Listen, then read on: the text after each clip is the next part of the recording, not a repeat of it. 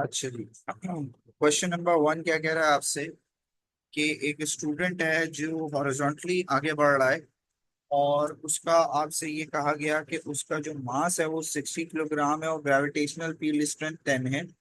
अब याद रखिएगा यहाँ एक जरूरी बात कि अगर जी की वैल्यू मेंशन ना हो तो आप रखेंगे 9.81।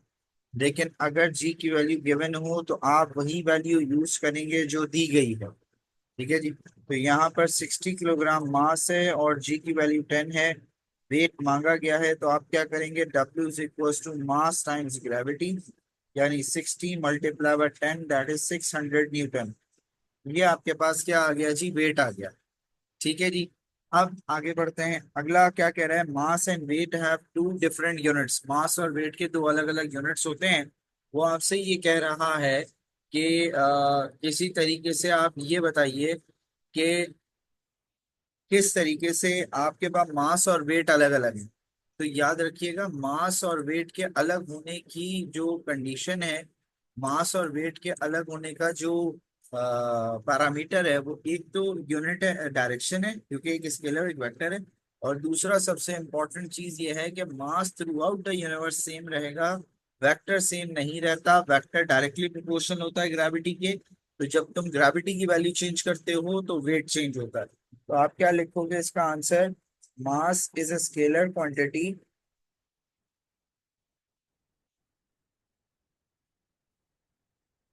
which requires no direction,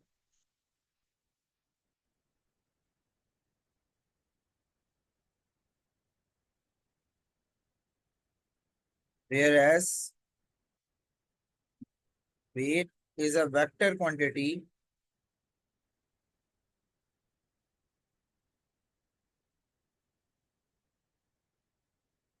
with direction। ये तो आपको एक नंबर मिल गया, एक डिफरेंस आपने बता दिया। ठीक है। दूसरा नंबर क्या मिलेगा, मास remains unchanged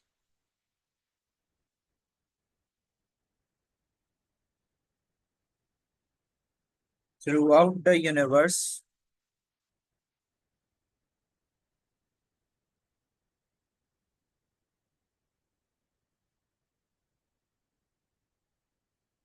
weight changes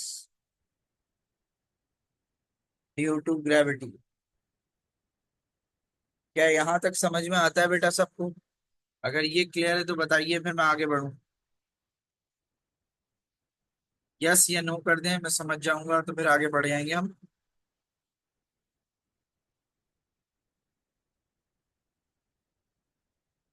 okay. फिर वो क्या कह रहा है, आप boat pulls the water skier to the right with horizontal force of 50 newton. एक बोट है जिसको राइट हैंड साइड पे खींचा जा रहा है 50 न्यूटन से। वो आपसे कह रहा है कि कांस्टेंट स्पीड पे चल रहा है। कांस्टेंट स्पीड का मतलब आपको पता है, मूविंग ऑब्जेक्ट का मतलब होता है net force is equal to zero. और जहां नेट फोर्स जीरो वहां एक्सलेशन जीरो होती है। और एक्सलेशन जीरो कब होती है, जब आपके पास कांस्टेंट स्पीड हो। तो इसका मतलब क्या हुआ कि आपकी जो फॉरवर्ड फोर्स है जो बोट पे लग रही है, वो इक्वल हो गई है to the frictional force of the boat on to the water, equal to frictional force. अब वो क्या कह रहा है आपसे अगले पार्ट में कि बेटा horizontal force acting to the right increases from 50 to 70।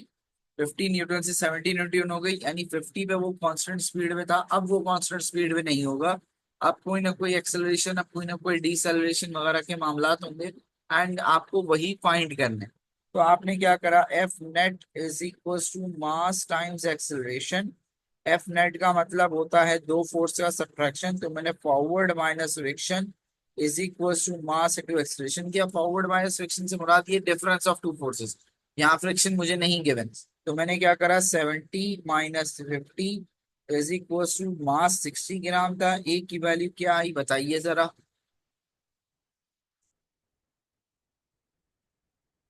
क्या यहाँ तक क्लियर है?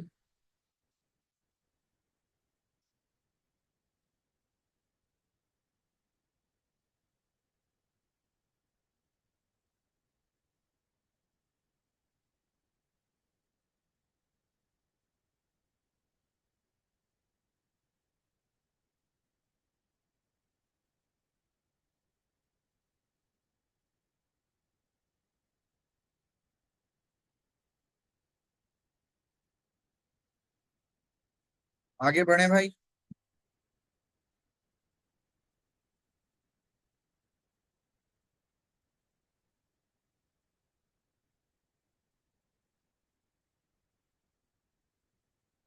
अब वो क्या कह रहे हैं, figure 2.1 shows a long cardboard tube sealed at both ends which contains many small pieces of metal. अब मेटल है तो वो एक जगह रुका हुआ है, यहाँ इसकी स्पीड रेस्ट है यानी स्पीड जीरो है। जब स्पीड जीरो है तो किसी किस्म की कोई काइनेटिक एनर्जी नहीं है। क्या यहाँ तक बात समझ में आती है बेटा?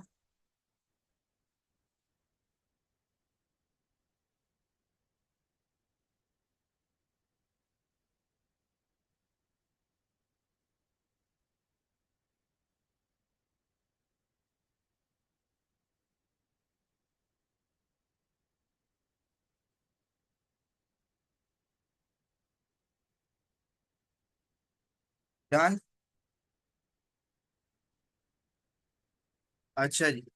अब जब ये काइनेटिक एनर्जी जीरो हो गई तो आपने क्या करा, आपने ट्यूब ऐसे लिया, कैमरे में देखिएगा, और ऐसे रोटेट कर दिया, वर्टिकल कर दिया। अब जब वर्टिकल किया तो ये सारे नीचे की तरफ गिरेंगे, यानी कुछ इस तरह की डायरेक्शन बन गई, अभी नीचे गिर रहे होंगे। जब ये नीचे गिर रहे होंगे तो ये आपस में भी टकरा रहे होंगे, इनकी वेलोसिटी भी होगी, और ये दीवार से भी टकरा रहे होंगे। तो उसकी वजह से अब जब आपस में टकरा रहे हैं तो उसकी वजह से क्या होगा, उसकी वजह से आपके पास काइनेटिक एनर्जी कन्वर्ट हो रही, सॉरी पोटेंशियल एनर्जी कन्वर्ट हो रही होगी। केमिकल पोटेंशियल जो स्टोर्ड एनर्जी होती है वो कन्वर्ट हो रही होगी काइनेटिक में प्लस थर्मल में। क्या ये बात समझ में आती है? तो आपके पास क्या कन्वर्ट होगा, काइनेटिक प्लस थर्मल। बासिल अपने वो फ्रेंड्स को मैसेज कर दो कि if they want to join they can, if. ठीक है। अब वो क्या कह रहा है, the pieces fall in average distance of 1.2 metres during one turn. कह रहा है कि भाई एक टर्न में जो वो है, बेसिकली वो कितनी दफा गिर रहा है, वो आपके पास 1.2 मीटर गिरा। ठीक है। अब जब वो 1.2 मीटर गिरा तो आपसे ये पूछा जा रहा है कि उसकी पोटेंशियल एनर्जी निकालें। आपको ये बताया गया है कि अ, कहाँ गया? हाँ, आपको ये बताया गया है कि मास क्या है, आपको ये बताया गया है ग्रेविटी की वैल्यू क्या है, आपको ये बताया गया हाइट क्या है। तो आप जीपी निकाल सकते हैं। जीपी स्टैंड्स फॉर mgh, यानी मास कितना था भाई, मास गिवन था ग्राम में, तो you will convert it into kilogram by dividing with 1000। क्यों? क्योंकि मास का जो यूनिट है वो बेटा किलोग्राम है, ग्राम नहीं है। जबकि हाइट या लेंथ का यूनिट जो है वो मीटर ही है। तो अब आपने क्या करा, 150 डिवाइडेड बाय 1000, ब्रैकेट कर रहा हूँ इसको, इंटू 10 क्योंकि मुझे 10 की वैल्यू गिवन है, इंटू 1.2। तो ये आंसर आता है बेटा 1.8 जूल्स। क्या ये बात समझ में आती है बेटा? यस या नो में जवाब दीजिएगा, अगर ये क्लियर है तो फिर आगे बढ़े।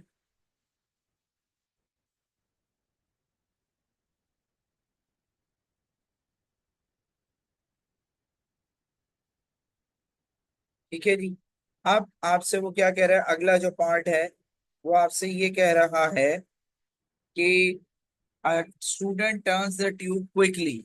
अब वो टर्न कर रहा है, मतलब रोटेट कर रहा है ट्यूब को जल्दी जल्दी, और उसने कितनी दफा करा, 80 टाइम्स। ये किसकी थी, ये वन टाइम की थी। अब उसने कितनी दफा करा है, 80 टाइम्स। तो और उसका टेम्परेचर का इंक्रीज कितना है, 7। कह रहा है स्पेसिफिक हीट कैपेसिटी निकालो। तो आपके पास फॉर्मूला क्या है, आपका फॉर्मूला है Q is equal to M multiply by C into delta T.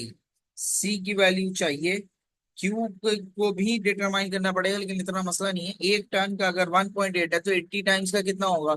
आप अगर वन टाइम का 1.8 है तो 80 टाइम्स का कितना होगा, क्रॉस मल्टीप्लाई करेंगे। तो मैं यहाँ कर देता हूँ 80 मल्टीप्लाई बाय 1.8, ब्रैकेट कर देता हूँ। मास कितना है, 150 डिवाइडेड बाय 1000, किलोग्राम में कन्वर्ट करने के लिए सी मुझे चाहिए, और टेम्परेचर है 7। जरा आंसर निकालिएगा जरा जल्दी से, शाबाश।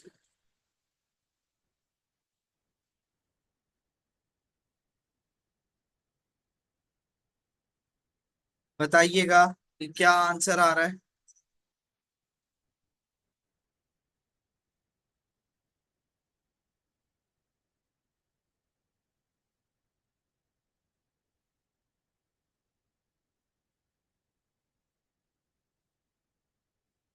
कोई आंसर बता सकता है? अली अब्बास, अनस, अप्सरा, हिबा, हमजा। 137.1 मुझे जहन में नहीं है, बट मैं उम्मीद करता हूँ यही हो। 137.1। आप एक बात याद रखिएगा, आप में से बहुत सारे, मतलब ज्यादातर मेरे ही स्टूडेंट बैठे हुए हो। मैंने आपसे एक रिक्वेस्ट की थी, मैंने आपको एक बात की थी। मैंने आपसे ये कहा था कि कोई भी नंबर बगैर यूनिट के नहीं लिखिएगा। बगैर यूनिट कोई नंबर नहीं लिखना। तो आपने जो ये 137.1 लिखा है, इसका यूनिट भी लिखना जरूरी है। इसलिए फोन चार्ज पे लगा दो बेटा, बल्कि चार्जर मुझे ला दो। 137.1 है, इसका यूनिट निकालना पड़ेगा। तो अब यूनिट कैसे निकलेगा? देखो, सब्जेक्ट क्या है? C. C is equal to q over m delta t. जो क्यू है उसका यूनिट है जूल्स, एम का यूनिट है किलोग्राम, और टेम्परेचर का यूनिट है केल्विन। तो आपका यूनिट क्या आया? Joules per kilogram multiply by kelvin. क्या ये बात समझ में आती है बेटा? यस या नो में जवाब दीजिएगा सब।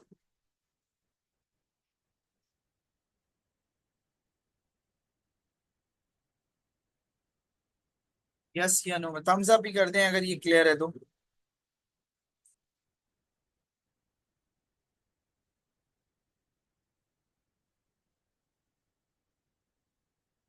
ठीक है जी। अब वो क्या कह रहे थे? Student repeats the experiment using the tube more slowly, suggest why a different temperature increases obtain. देखो, हमारे पास एक चीज याद रखना, kinetic energy is directly proportional to temperature. जब तुम्हारे पास किसी चीज में काइनेटिक एनर्जी होगी तो टेम्परेचर होगा। और काइनेटिक एनर्जी खुद डायरेक्टली प्रोपोर्शनल है स्पीड के। जितनी ज्यादा स्पीड होगी उतनी ज्यादा काइनेटिक एनर्जी होगी, और जितनी ज्यादा काइनेटिक एनर्जी होगी उतना ज्यादा टेम्परेचर होगा। तो अब आप क्या लिखोगे? Since it is moving slowly, तो काइनेटिक एनर्जी कम हो गई। Less kinetic energy is present, due to which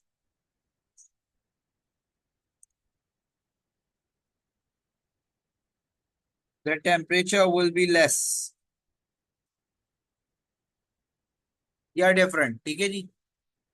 अब वो क्या कह रहा है? एक figure 3.1 shows a syringe mounted vertically in a block of wood and sealed at one end. ठीक है, यानी कि एक जगह से उसके ऊपर माउंट किया गया और दूसरा सील कर दिया गया। Plunger is free to move inside, यानी वो जो प्लंजर है, यानी सिरिंज का जो बैक हिस्सा होता है, पिस्टन होता है, वो मूव कर रहा है। इसके ऊपर एयर प्रेशर लग रहा होगा और इसके अंदर गैस के मॉलिक्यूल्स होंगे या एयर के मॉलिक्यूल्स होंगे। ठीक है। अब वो आपसे क्या कह रहा है? Define the term pressure.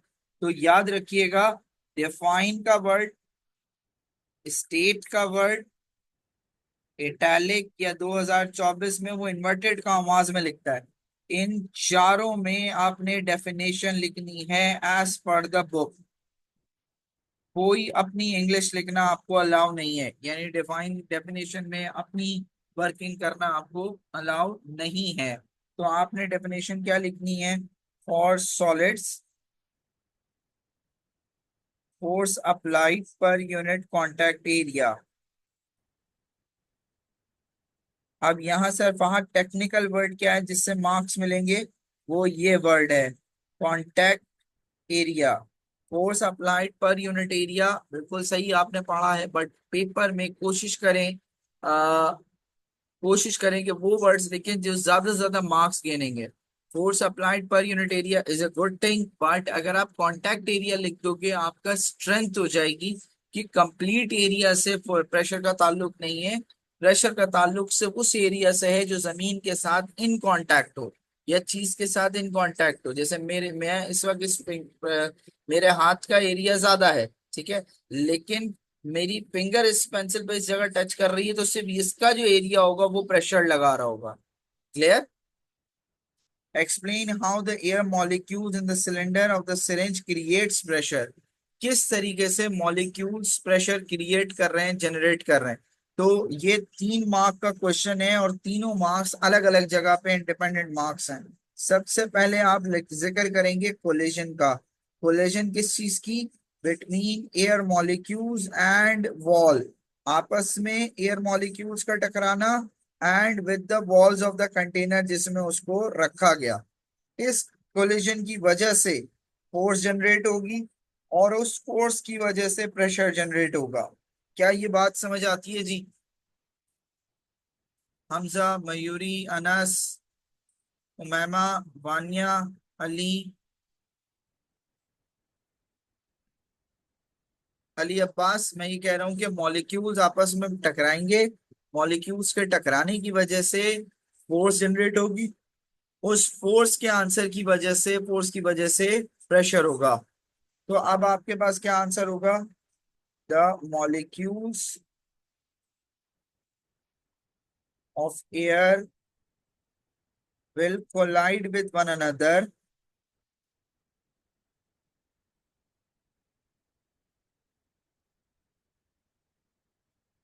and with the walls of the container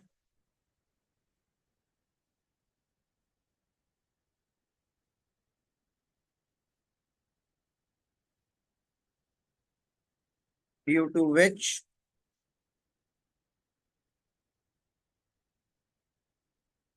they exert a force which results in the generation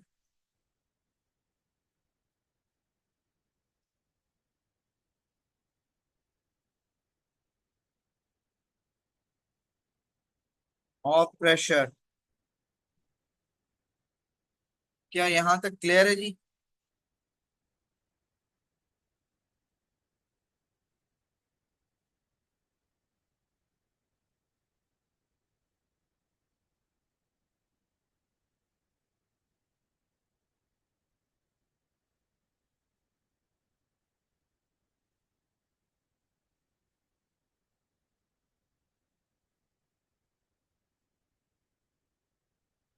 जान जी, आगे बढ़ते हैं। अब वो क्या कह रहा है कि एक फोर्स है जो 10 न्यूटन की है, वो उस प्लंजर पे लग रही है। उसका एरिया दिया गया आपको, टोटल प्रेशर प्लंजर पर और उस पर, उसकी वजह से नीचे कितना आ रहा है। तो आप सबसे पहले क्या करेंगे? Pressure is equal to force divided by area. Force कितनी है? 10, एरिया कितना है? 1.2 एक्सपोनेंट -4। अनफॉर्चुनेटली मेरे पास कैलकुलेटर नहीं है, प्लीज काइंडली जरा चेक करिए अगर आपके पास कैलकुलेटर है तो इसका आंसर क्या आ रहा है।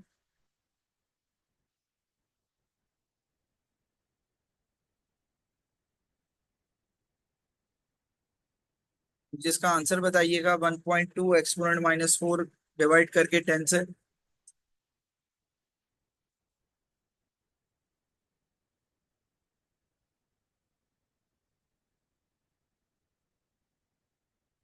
Hamza, you are from Beacon, Beacon Askari right?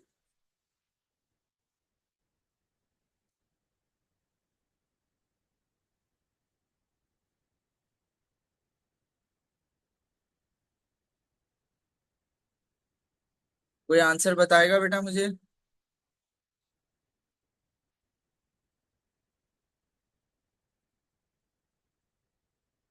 असल मुझे कैलकुलेटर ला के दो, मैं पेपर करा रहा हूँ, बैग में होगा मेरे। 8.3 एक्सपोनेंट +4। +4 है -4 है?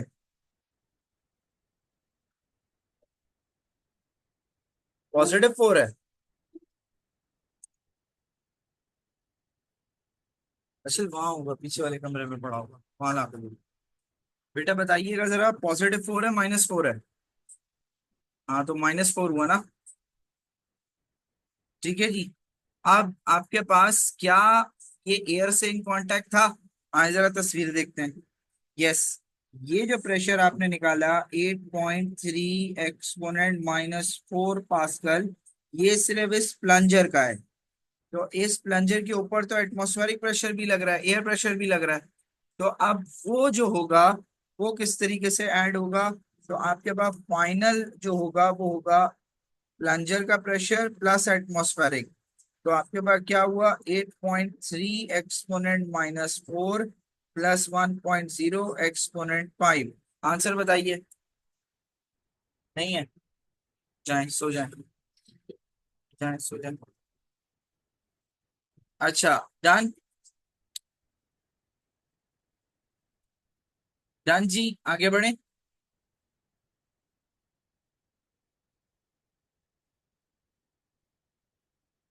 अच्छा, अब वो क्या कह रहा है कि जब ये टोटल प्रेशर आ गया, मेरे ख्याल से ये 1.83 करके कोई वैल्यू आएगी। कोई वैल्यू कंफर्म कर सकता है मुझे?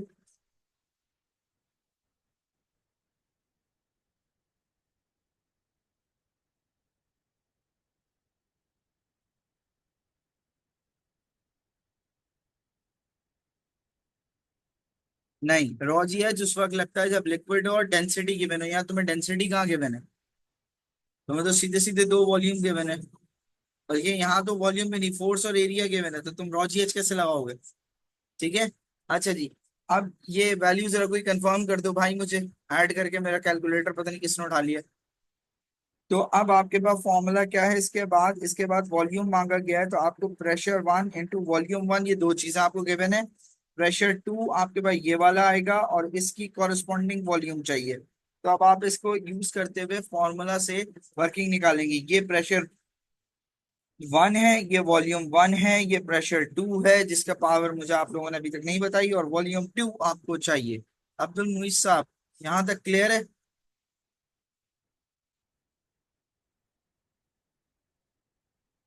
डन। थम्स अप करें ताकि मैं आगे बढ़ूं, अगर ये चीज क्लियर है। हेबा, मुझे कैलकुलेट करके वैल्यू बता दो ना बेटा, मुझे जहन में नहीं आ रहा क्या आ रही है, वैसी नींद आ रही है अभी तो। मलिर से क्लास लेके आ रहा हूँ मैं। तो अब आपके पास एक अगला सवाल ये है कि कौन मैसेज कर रहा है? तो भाई कर लो ना। जी भाई, क्लास ज्वाइन कर लें, उसमें मैं क्या करूँ? अच्छा जी, अब वो आपके पास अगला सवाल है। व्हाइट लाइट एक प्रिज्म पे जा रही है, तो हमें पता है कि डिस्पर्जन होगी। और डिस्पर्जन में जो कलर निकलते हैं वो आपके पास red, orange, yellow, green, blue, indigo and violet होते हैं। 7 कलर होते हैं, ठीक है। तो अब वो आपसे क्या कह रहे हैं, एंगल ऑफ रिफ्रैक्शन बताओ। ये बहुत बचकाना सवाल है लेकिन स्टिल आ गया। तो अब आप क्या लिखेंगे कि भाई the angle of incidence, sorry, the angle at which the light ray bends when it moves from one medium to another।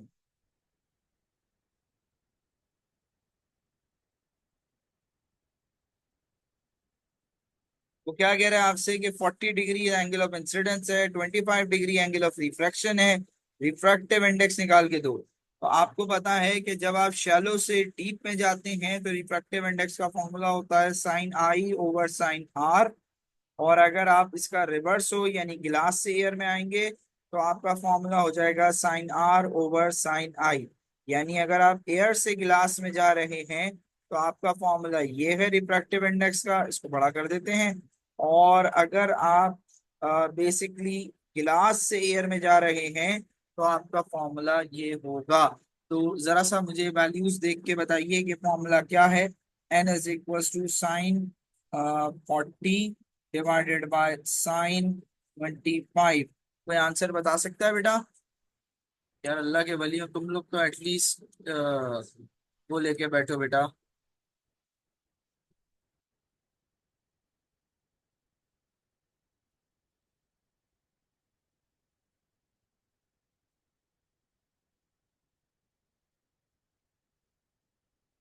जान जी, आगे बढ़े। 1.52।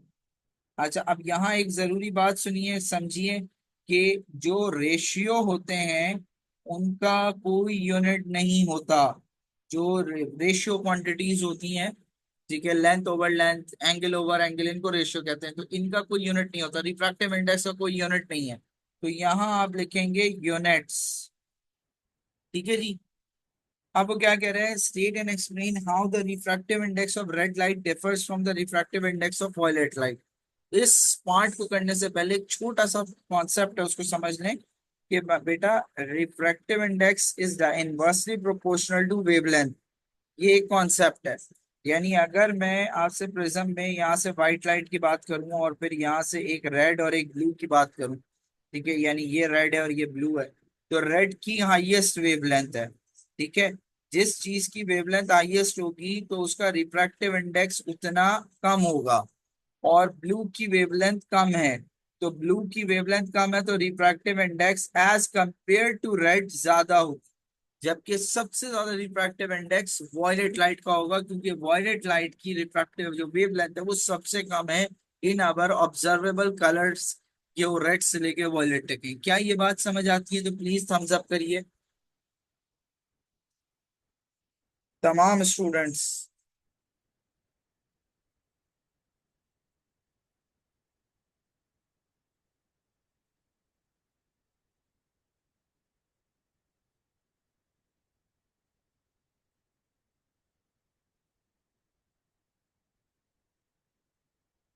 यस या नो में जवाब दीजिए। तीन स्टूडेंट आया। अब अमरा वगैरह को मैसेज करो किधर है वो, जोहा वगैरह को। तो आप क्या लिखेंगे? As refractive index is inversely proportional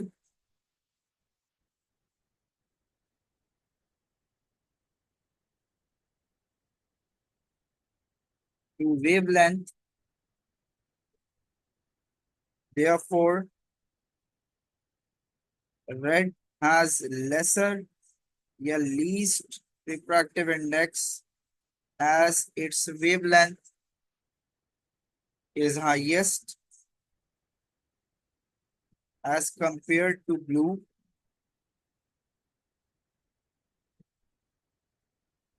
which has lesser wavelength, so refractive index will be greater। क्या ये कॉन्सेप्ट समझ में आया है? आयशा खान, अप्सरा, हमजा, इनाया, हिबा, साद, साहिल, वानिया, अली अब्बास, अब्दुल्ला। क्लियर जी? आगे बढ़ें। अब वो आपसे क्या कह रहा है, अगला पार्ट जो आपका है वो आपसे ये कह रहा है कि आपने बेसिकली करना ये है कि आपने कंपेयर करना है दो चीजों को, और आपने ये बताना है कि इनविजिबल रेडिएशन कहाँ होगी, और दूसरी यानी दो इनविजिबल रेडिएशन है, पी पे कौन सी होगी, रेड पे कौन सी होगी। तो इसके लिए यहाँ चलते हैं। मैंने आपको जब ऑर्डर सिखाया था तो मैंने आपको सिखाया था radio, micro, infra, visible, ultra, x-ray, gamma. तो मैंने इसका एक की याद कराई थी कि राजू मामू इज विजिटिंग अंकल जीशांस गार्डन। तो ये आपको एक पूरा एक की याद हो जाएगी, जिससे आप ये याद कर सकते हैं। तो विजिबल लाइट के अंदर सबसे ज्यादा वेवलेंथ रेड की और सबसे छोटी वेवलेंथ वॉयलेट की, और आप ऐसे बढ़ रहे हैं वेवलेंथ में।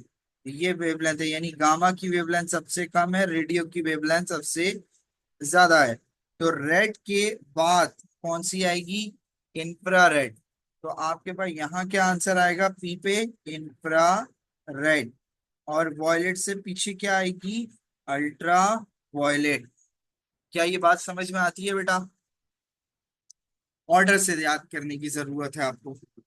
देखिए ये ऑर्डर। हमजा भाई, हमजा भाई, यू आर फ्रॉम बीकन, क्या नाम था, हमी से निकल गया। ठीक है भाई, बता दो यार, अपने अपने स्कूल का नाम जरा मेंशन कर दें। देखें, आपके पास radio, micro, infra, visible, ultra, x-ray, gamma, ये ऑर्डर है। ठीक है। तो अब आपके पास विजिबल लाइट है, तो विजिबल लाइट से जस्ट पहले इंफ्रारेड है। क्यों? विजिबल लाइट में रेड की वेवलेंथ हाईएस्ट है और इंफ्रारेड वो है जो नजर नहीं आती। इसीलिए आपके पास जो विजिबल का आखिरी वेव है वॉयलेट, उसके बाद कौन सी है? Ultraviolet. तो देखिए यही लिखा है, मैंने गलत तो नहीं लिखा।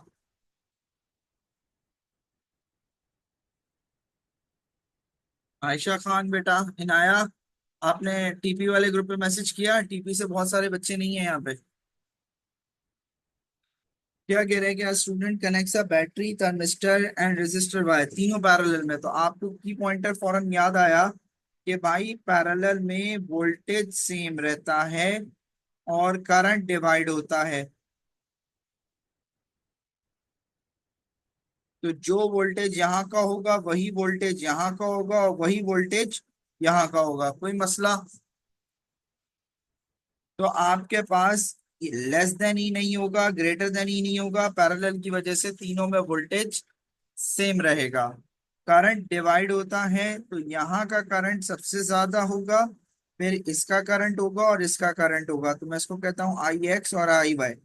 अब अगर गौर से पढ़ो तो उसने तुम्हें एक स्टेटमेंट दी कि वाई की रेजिस्टेंस ज्यादा है एक्स से। वाई की रेजिस्टेंस एक्स से ज्यादा है। तो अब अगर आपके पास इसकी रेजिस्टेंस ज्यादा है तो यहाँ आने वाला करंट कम हो गया, यस या नो?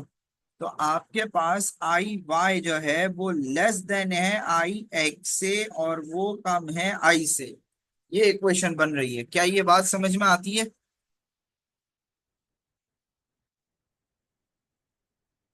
बताइए, क्या ये क्लियर है?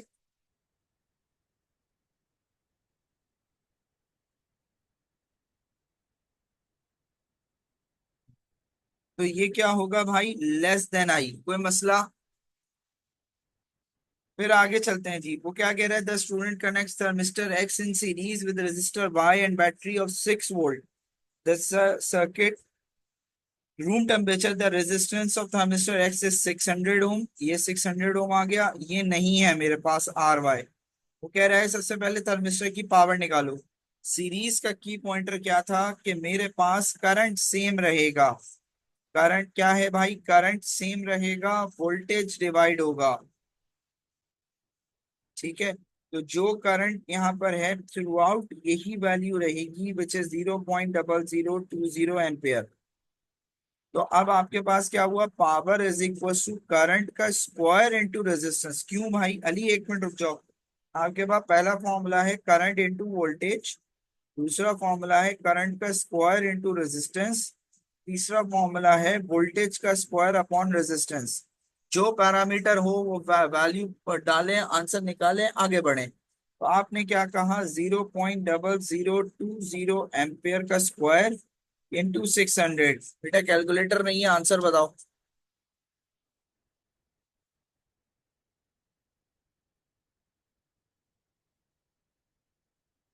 1.2। 1.2 वॉट। पावर का यूनिट वॉट। ठीक है जी। आमना गाजी,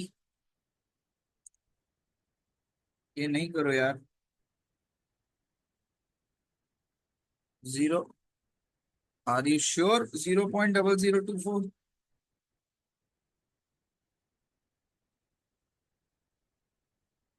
ठीक है। वॉट। अब वो क्या कह रहा है? रेजिस्टेंस ऑफ वाई निकालो। अब सवाल इंटरेस्टिंग हुआ है। सवाल इंटरेस्टिंग कैसे हुआ कि अब तुम्हें 3 नंबर के लिए जंग करनी है। अब क्या होगा? सबसे पहले गौर से देखो, इसको मिटाते हैं भाई, सफाई करते हैं इसकी। मुझे करंट पता है 0.0020 एम्पियर। मुझे यहाँ की रेजिस्टेंस पता है 600 ओम। क्या मैं यहाँ का वोल्टेज निकाल सकता हूँ? तो मैंने क्या करा? मैंने सबसे पहला step V is equal to I R करके वोल्टेज ऑफ एक्स निकाला। तो voltage of X is equal to 0.0020 into 600। Answer बताओ जरा, वोल्टेज कितना आ रहा है?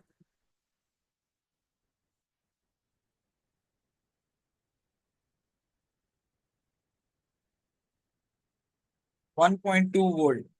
ये 1.2 वोल्ट वो हैं जो इस 6 वोल्ट में से यहाँ यूज होके खत्म हो गए, अब जो बचा होगा वो यहाँ पे ऑफर हुआ होगा। क्या ये बात समझते हैं आप?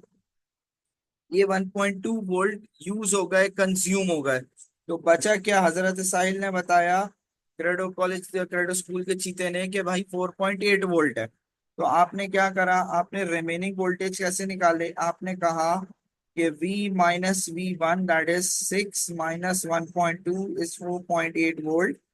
अब आप रेजिस्टेंस निकालोगे, करंट तो सेम रहेगा। R y is equal to current upon, नहीं, V अपॉन आई होता है, सॉरी, V अपॉन आई। तो V कितना? 4.8 डिवाइडेड बाय करंट कितना, क्योंकि सीरीज है करंट सेम रहेगा। तो आंसर क्या आया भाई बताएं? 2400 ओम्स। अब वो क्या कह रहे हैं, थर्मिस्टर को टेम्परेचर कम कर दिया गया एकदम से। आपको रिलेशन पता है कि भाई thermistor temperature is inversely proportional to resistance, temperature बढ़ाते हो रेजिस्टेंस कम हो जाती। ठीक हो गई बात। अब दूसरी टोटल रेजिस्टेंस आपके पास क्या है? R1 + R2। अगर R1 कम हो जाएगी तो RT भी कम हो जाएगी, है ना भाई? मानते हो इस बात को? जब RT कम होगी तो V is directly proportional to R। अगर R कम हो रहा है तो वोल्टेज भी तो कम होगा ना भैया। बताइए, ये बात समझ आती है नहीं? ये रिलेशन समझ में आया नहीं आया? अब्दुल मुईज साहब, आप कौन से स्कूल से हैं भाई? दोबारा सुन लें। आपके पास रिलेशन क्या है? Temperature is inversely proportional to resistance, ठीक है। अब सीरीज में रेजिस्टेंस निकलती है ऐड होके। तो अगर आर वन पे था ना एक्स, अगर R1 कम होगा तो RT भी कम होगा। जब RT कम होगा तो तुम्हारा वोल्टेज भी कम होगा। क्या ये बात समझ में आती है जी? साहिल, सही है मुइस, ठीक है। तो आप क्या लिखेंगे? As temperature is inversely proportional to resistance,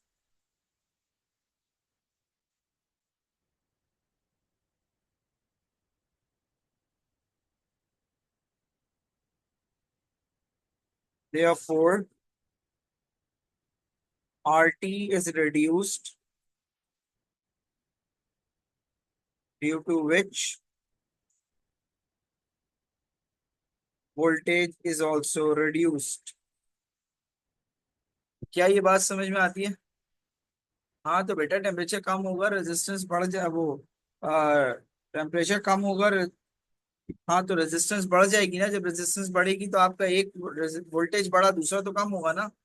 ज्यादा वोल्टेज वो यूज कर गया तो इधर कम होगा ना वाई पे। यही तो लिखा है हमने।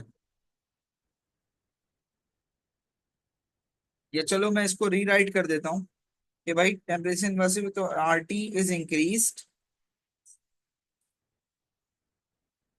ड्यू टू विच, अब इसको थोड़ा लंबा लिखना पड़ेगा साहिल, वोल्टेज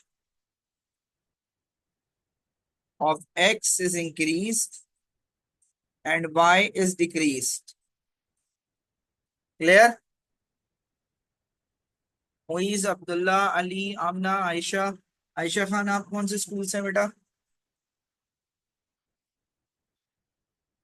जान, ये पढ़े। अब वो क्या कह रहे हैं आपसे, सॉरी ये बना रह गया, सुबह क्रेडो में करा रहा था तो वही बना रह गया। कह रहा है figure 6.1 shows part of a toy which contains two ring shape permanent magnets. ठीक है जी, दो रिंग शेप मैग्नेट्स हैं, दोनों मैग्नेट हैं और फ्लोट कर रहे हैं। इसका मतलब सेम पोल होगा, ऑपोजिट पोल होने से तो ना अट्रैक्ट कर जाता। तो अगर ये नॉर्थ है तो यहाँ पे भी नॉर्थ होगा, ठीक है।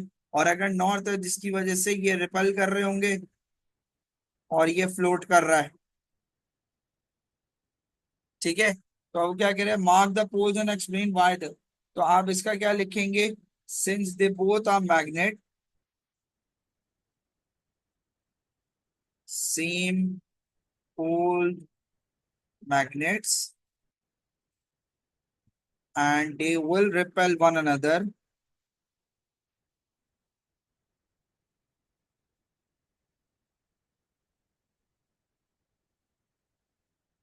due to which the magnets will float। अब वो कह रहा है मैग्नेट के बजाय अगर आपने आयरन रिंग रखी होती तो आयरन रिंग तो मैग्नेटाइज हो जाती है, तो फौरन ही इस पे साउथ पोल आएगा और ये अट्रैक्ट कर जाएगी। Clear. Iron is best magnetic material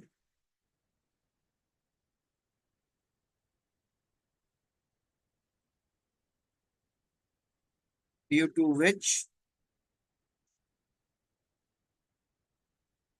it will get magnetized by the magnet and it will be attracted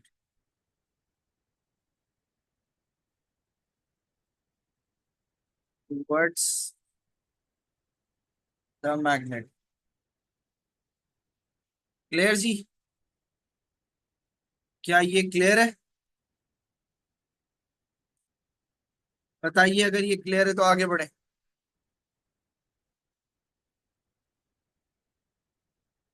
yes या नो में जवाब चाहिए मुझे।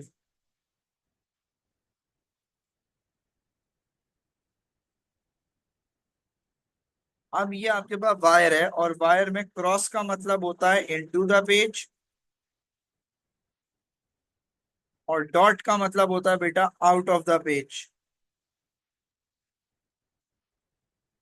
आप जरा गौर से देखिएगा, मैं इसको अपने मेरा जो तस्वीर आ रही है उसको जरा इनलार्ज कर लें ताकि आप सब मुझे देख सकें जरा क्लियरली। तमाम स्टूडेंट से गुजारिश है जरा मेरी तस्वीर जो आ रही है उसको इनलार्ज कर लें जरा ताकि आपको समझ आ जाए। देखें, राइट हैंड ग्रिप रूल से निकलता है कि ये जो कैमरे ये जो मोबाइल पेंसिल की निब है this represents the direction of current. अगर ये ऊपर जा रहा है तो सीधे हाथ का थंब ऊपर की तरफ एंड कर्व योर फिंगर्स। अगर ये डाउनवर्ड आ रहा है तो आपका सीधे हाथ की finger downward and curve your fingers. This is the direction of the magnet. लेकिन अगर ये जिस तरह यहाँ सवाल आया इनटू द पेज तो अब आपका थंब आएगा कॉपी की तरफ, ऐसे कॉपी की तरफ। मैं कैमरे की तरफ कर रहा हूँ एंड कर्व योर फिंगर्स, तो मेरे पास कुछ क्लॉकवाइज मूवमेंट आएगी। अगर आप ये डायग्राम कॉपी में बनाएं तो आपका क्रॉस का मतलब होता है कॉपी की तरफ, तो आपका थंब किधर जाएगा कॉपी में and you will curve your fingers. तो जिस डायरेक्शन में फिंगर्स कर्व होंगी this will be direction of your magnetic field. तमाम स्टूडेंट थम्स अप करें इट इज क्लियर, वरना मैं दोबारा एक्सप्लेन करूं उसको।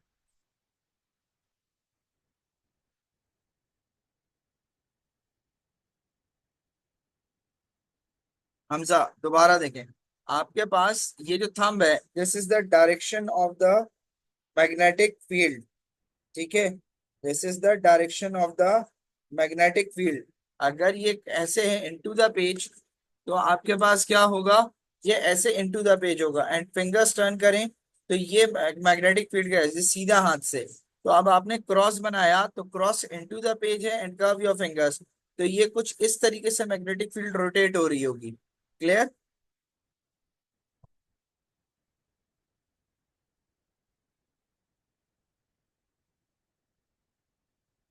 अब इसके जो दो नंबर हैं उसको जरा डिस्ट्रीब्यूशन समझें, ये बहुत जरूरी है। तीन सर्कल बनेंगे, तीन से कम सर्कल अलाउ नहीं है, तो आउट ऑफ द पेज होता है ऐसे बाहर आता। ठीक है, और इंक्रीजिंग रेडियस होगा।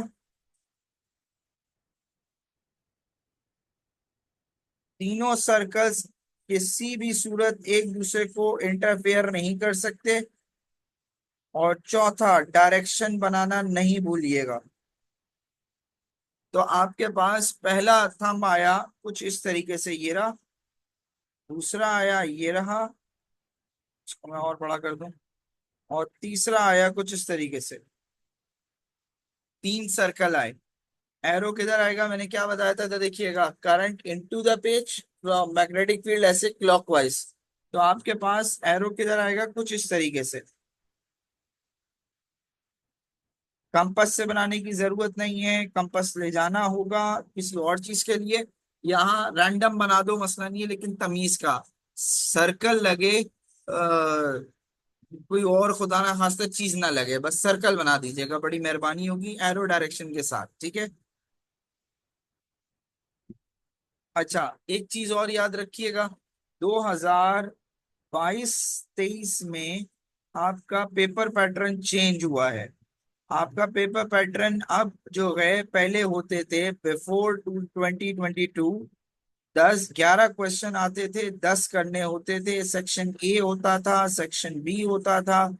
अब ये सब सेक्शन वाली कहानी हटा दी गई। अब आपके पास जो पेपर आप अपेयर होंगे, या जो आपके स्कूल या सेंटर्स के मॉक्स हैं, उसमें सीधे सीधे 10 क्वेश्चन आते हैं और सब करने होते हैं। तो 2023 के बाद से चॉइस खत्म हो गई, लेकिन हम क्योंकि पुराना पेपर कर रहे हैं, तो हमारे पास चॉइसेस वाले सवाल आएंगे, सेक्शन ए आएगा, सेक्शन बी आएगा।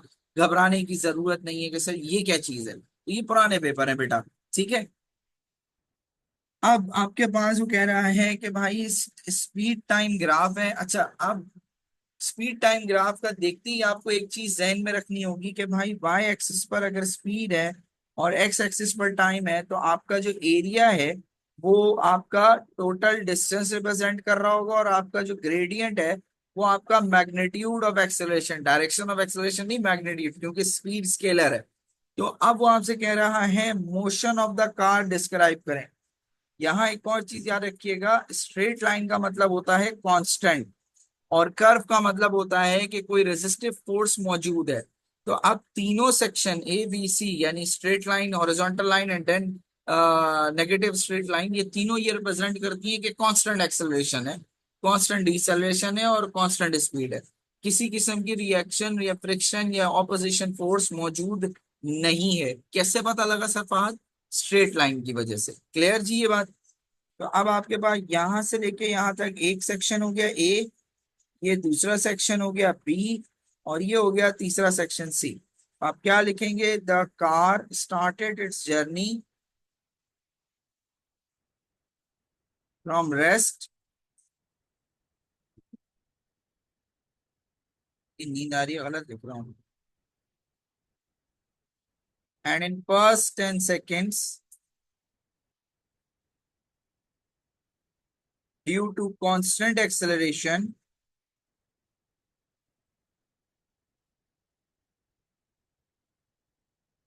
It achieves a speed of, क्या है स्पीड भाई? 16। For next 10 seconds it is moving at a constant speed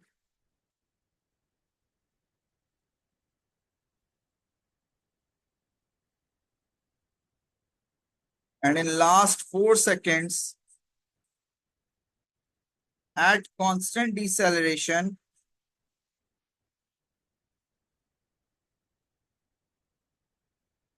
it returns to rest।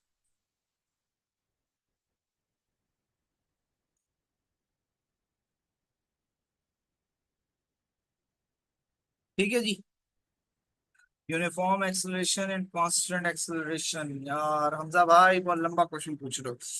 देखो, यूनिफॉर्म एक्सेलरेशन का मतलब ये होता है, पहले कांस्टेंट समझते हैं। कांस्टेंट एक्सेलरेशन का मतलब ये होता है एक वैल्यू ऑफ एक्सेलरेशन, 2 मीटर पर सेकेंड स्क्वायर, ये है कांस्टेंट एक्सेलरेशन, एक ही वैल्यू। यूनिफॉर्म एक्सेलरेशन का मतलब होता है कि the interval is constant, acceleration बढ़ रही है but the interval is constant. समझ में आई बात? सबसे आसान तरीके से यही समझा सकते हैं। जीते रहो हमजा, जीता बच्चा। हाँ वाह। भाई मैं नहीं कर रहा यार, बात थक गया हूँ। ये टोटल डिस्टेंस निकाल के दो मुझे। ये 16 है, ये 10 है, ये 0 है, ये 20 है, ये 10 है, ये 24, ये 20। जल्दी करके दो यार, मैथ्स में भी पता है मेरे को। स्पीड अगर स्ट्रेट, ऑब्वियसली अगर आप टर्न नहीं कर रहे हो, स्ट्रेट जा रहे हो अयान भाई, तो किसी किस्म की एक्सलेशन नहीं होगी। जो है जून 2022 पेपर 272 मीटर्स। जीती रहो। 272 सबका आ रहा है।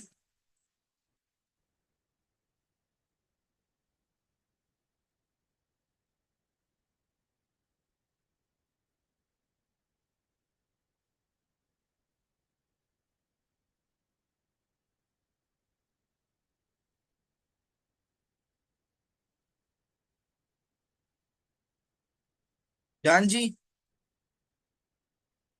सबका 272 है। मैं डायरेक्ट लिख दूं 272 मीटर्स। अब इसकी मैं इक्वेशन लिख देता हूँ। 1/2 10 - 0 × 16 +20 - 10 × 16 +1/2 24 - 20 × 16। यार ट्रेपेजियम भी लगा सकते हो आप लोग, ठीक है। चाहो तो ट्रेपेजियम लगा लो, जिस तरह भी समझ आता है कर लो। तो कह रहा है average speed of the car during its motion. Average speed का फॉर्मूला क्या था? एवरेज स्पीड का फॉर्मूला था भाई, आपके पास total distance upon total time. तो टोटल डिस्टेंस है आपके पास 272 मीटर्स, और टोटल टाइम है आपके पास 24 सेकेंड। जरा डिवाइड करके आंसर बताएं। 11.3 या 11 मीटर पर सेकेंड। कोई मसला? जीते रमजा भाई, आमना गाजी।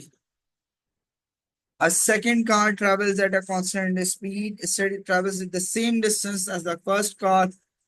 Draw the speed time graph. आप area under the graph common रख के ये ग्राफ बना सकते हैं। भाई area under the graph common रखना है, यानी डिस्टेंस कॉमन रखना है। तो उससे आप उस ग्राफ की शेप बना लोगे। ये करके मुझे व्हाट्सएप पे भेजिएगा आप सब, ठीक है। Thinking distance is the distance travel by the hazard होता है, ठीक है। अब कह रहा है आपसे कि इसकी वैल्यू क्या होगी। अब इनका डिस्टेंस निकालो। 9 का डिफरेंस है, या 20 का डिफरेंस। तो यहाँ 18 + 9 इस क्या होता है? वहां ही बंद हो गया। 18 + 9 27। वो क्या कह रहे थे? Time it takes for the driver to react to the hazard is constant at different speed. Obviously पता लग रहा है कि चाहे जितनी स्पीड हो, उसका जो इंटरवल है जिसमें वो डिस्टेंस डिसीजन ले रहा है, वो 9 मीटर से वेरी नहीं कर रहा। ऐसे ही है ना? तो आप क्या लिखोगे? The thinking difference distance is same 9 meters for all values of speed,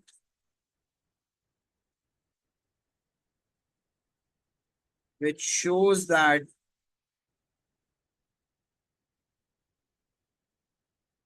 the person has same thinking time to react to any hazard। तो जोहेर बताता हूँ बेटा, क्यों टेंशन ले रहे हो। State what happens to the thinking distance and the braking distance when the driver is tired। जैसे मैं थका हुआ हूँ, इस वक्त अगर मैं थका हुआ हूँ तो भाई थिंकिंग डिस्टेंस के साथ क्या होगा, और ब्रेकिंग डिस्टेंस के साथ क्या होगा? ये होगा या नहीं होगा? दोनों चीजें बढ़ जाएंगी। यस या नो? डन। आगे बढ़े भाई। ये आ गया figure 8.1 shows a ripple tank and the crest of the water wave that is produced in its frequency is 2 hertz and amplitude is 3 millimeter. Calculate the number of crests produced in 1.5 seconds। एक second में अगर दो waves आ रही हैं, तो 1.5 seconds में कितनी आएंगी भाई? बताओ।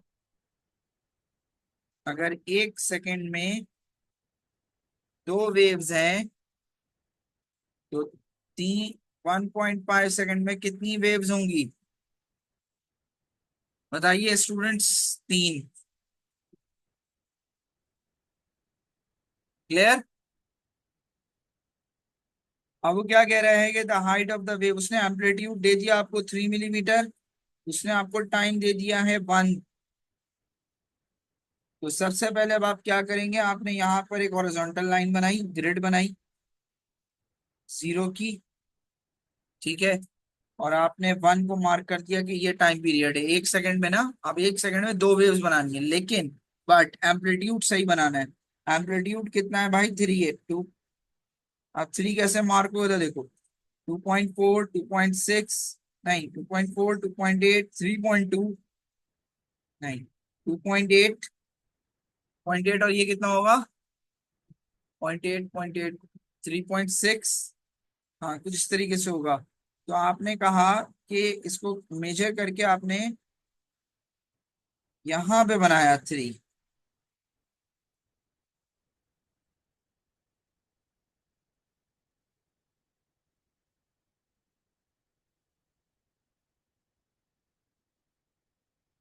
यहाँ पे भी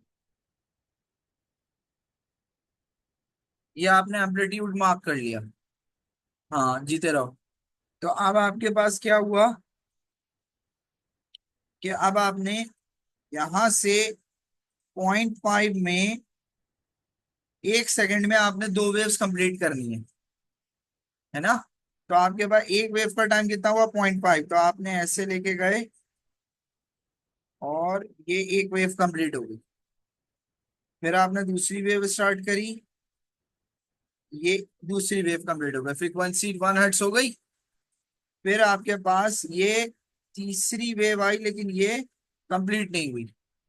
क्या ये बात समझ में आती है जी? दुआ, हिबा, हमजा, इनाया, माहीन, साद, वानिया, आयशा,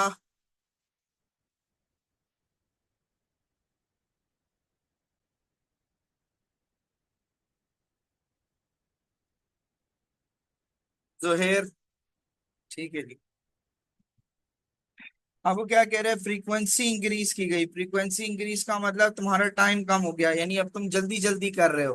तो तुम्हारे पास उस ये जो रॉड है, ये वाली, अब इसको जल्दी जल्दी स्ट्राइक करना पड़ेगा, तो ज्यादा वेव्स बनेंगी। तो आप क्या लिखोगे कि भाई the plank of would should strike the surface of water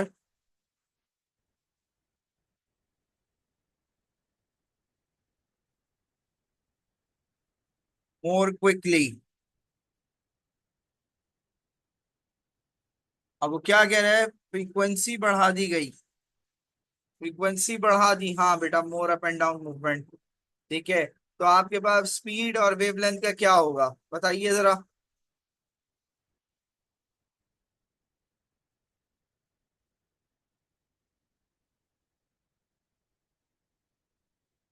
refraction के लिए आपको और क्या चाहिए, अब ब्लॉक ऑफ वुड।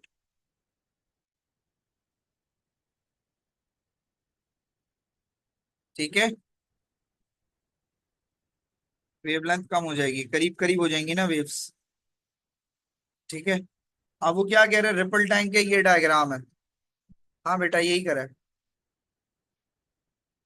आपने एक ब्लॉक ऑफ वुड यहाँ लगा दिया और इसको स्ट्राइक किया, तो ये वेव फ्रंट्स आना शुरू हुआ है आपके पास। ये डीप है, अब यहाँ पे ये वुड आ गया, तो अब क्या होगा, वेव फ्रंट्स करीब करीब हो जाएंगे। क्या ये बात समझ में आई? आपने मार्क किया कि भाई ये शैलो है और ये डेंस है और ये ब्लॉक ऑफ वुड है।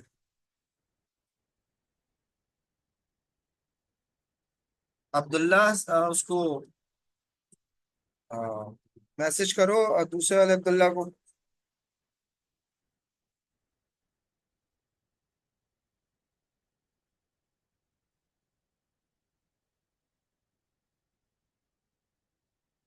डन। भाई बताओ यार, अब्दुल्ला से लेके जोहेर तक डन है, आगे बढ़े।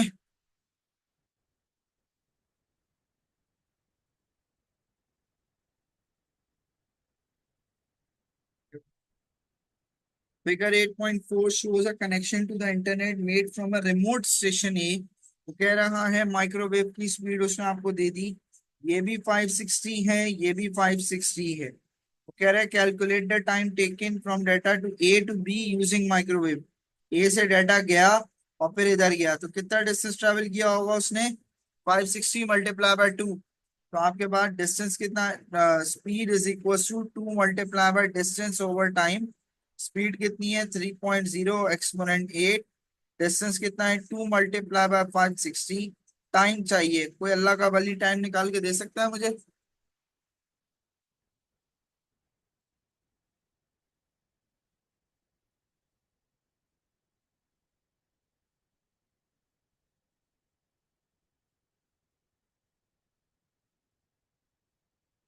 0.0037. The same data can be sent from A to B in a shorter time using along the surface of the Earth using infrared waves. One property of infrared and microwave that is in common क्या है जी, दोनों में आपके पास speed of light से travel करता है, transverse है, electromagnetic है। तो आप क्या लिखेंगे, सेम स्पीड। सेम स्पीड क्या है, 3.0 एक्सपोनेंट 8 मीटर पर सेकेंड। सेम नेचर बताना पड़ेगा, नेचर क्या है, ट्रांसवर्स है। फाइबर ऑप्टिक का स्टेशन सैटेलाइट से क्या फायदा है, ठीक है हाँ, वो travel in vacuum, speed of light same है। फास्टर डेटा के अलावा सैटेलाइट क्या, सैटेलाइट कॉस्टली नहीं है, फाइबर ऑप्टिक्स से तो कॉस्टली है ना भाई, एक आपको डाटा भेजना है। हाँ, कॉस्ट ऑफ सैटेलाइट, तो सैटेलाइट इज कॉस्टली।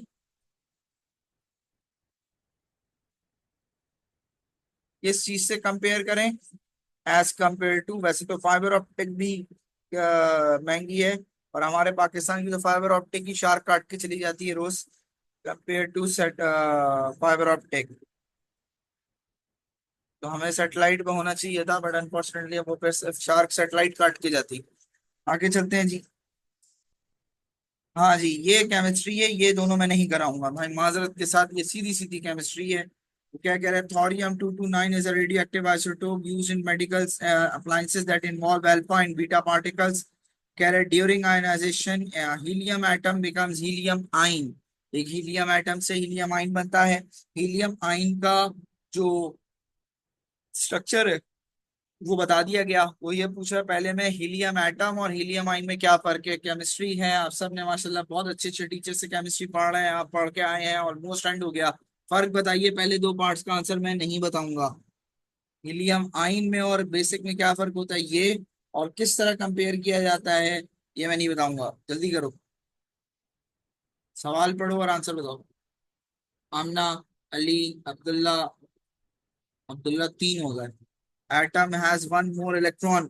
आइन या एटम, अब्दुल्ला। हाँ, जबरदस्त। दोनों का मतलब लिखवाने की जरूरत तो नहीं है ना, क्लियर है ना ये वाला पार्ट। हम चलते हैं आगे। Nucleus of thorium decays by alpha imagine. अब अल्फा निकलता था, ऊपर वाले नंबर में तुम 4 माइनस करते तो ये हो गया 225। नीचे वाले में तुम 2 माइनस करते तो ये बन गया 88। फिर उसी से तुमने 225 से और 88 से तुमने एक बीटा निकाला, तो ऊपर वाला नंबर एज इट इज रहा, नीचे वाले में वन ऐड हो गया। अब मेरे नौनिहाल इसको कंप्लीट करके दो जल्दी से, जल्दी से कंप्लीट करो। प्रोटॉन कितने, इलेक्ट्रॉन कितने, न्यूट्रॉन कितने, मुझे नहीं पता, जल्दी करो।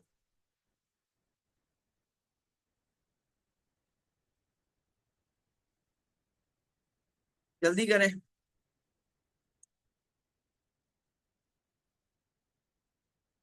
बिल्ला भाई बता रहे हैं, मैं लिख रहा हूँ। 88, 89, 89 होगा। वन ऐड होता है, माइनस नहीं होता। 137, 137। चेक करो जरा।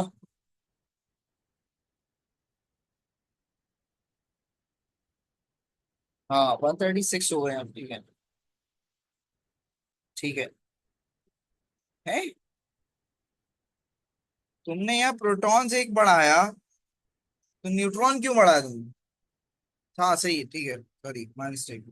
अच्छा जी, जो मेरे स्टूडेंट बैठे हुए हैं उनको पता है ये एक्सपेरिमेंट मैं कई दफा करा चुका हूँ।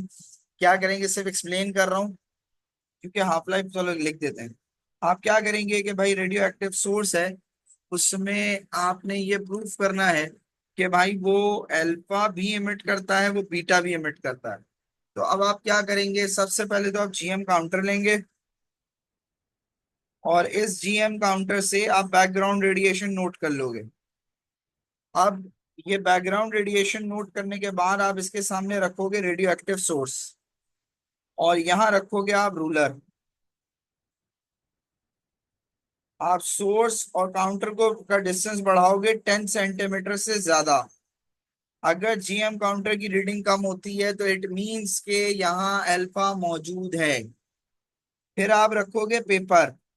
अगर रीडिंग कम हो गई तो दिस इज नाउ कंफर्म्ड कि इट हैज अल्फा पार्टिकल्स, क्योंकि अल्फा पेपर को क्रॉस नहीं कर सकता।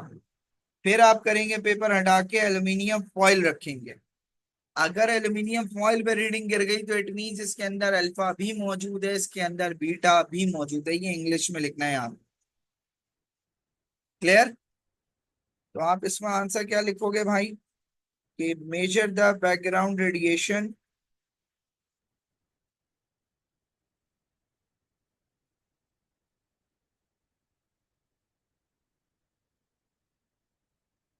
By using GM counter, place the radioactive source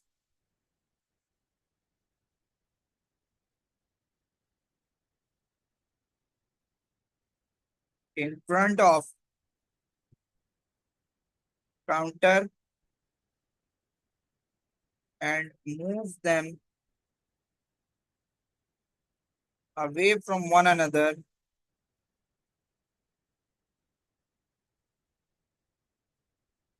if there is a drop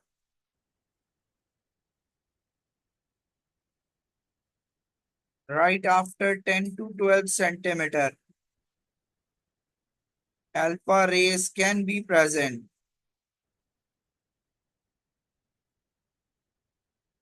This can be verified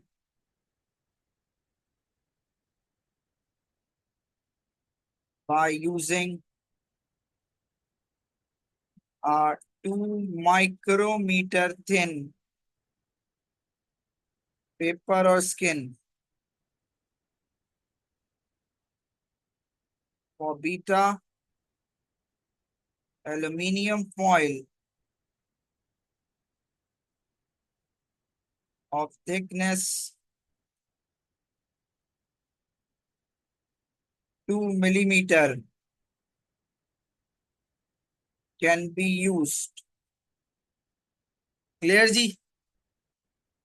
half life का मतलब क्या होता है? The time taken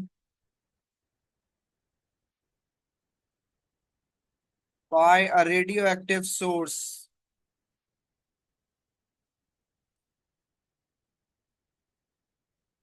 decay to half of its initial value.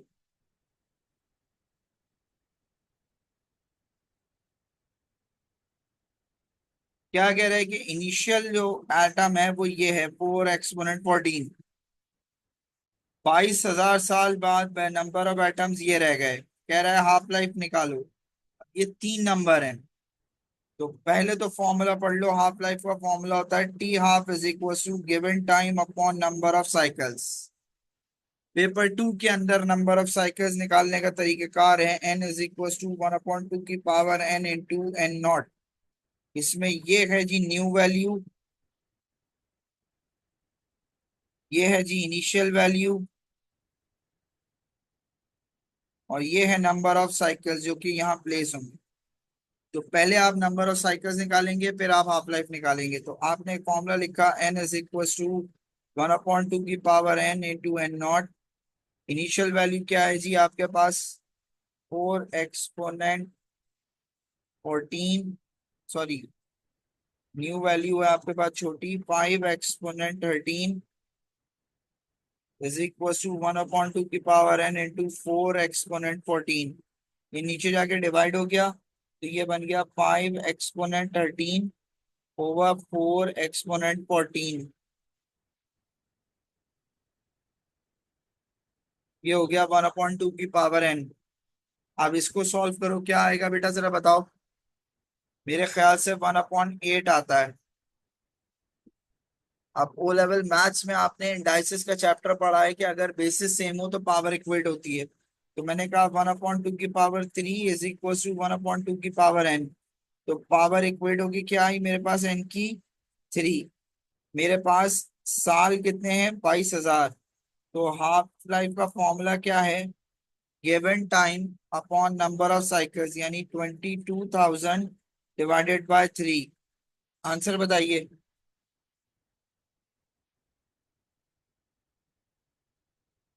Yes या no में जवाब दीजिएगा। क्या ये क्लियर है? 733.3 ईयर्स। क्लियर जी। आगे तो कुछ नहीं है। ओके जी, आई होप ये पूरा पेपर आपको समझ आया होगा। आ, कल भी एक पेपर सॉल्व करेंगे। अब डेली इस टाइम पर ओ लेवल्स एएस ए2 का एक एक पेपर सॉल्व होगा। आ, ये अभी वीडियो आपकी व्हाट यूट्यूब चैनल पे भी अपलोड हो जाएगी। आई होप आपको समझ आया होगा। Thank you. अस्सलाम वालेकुम।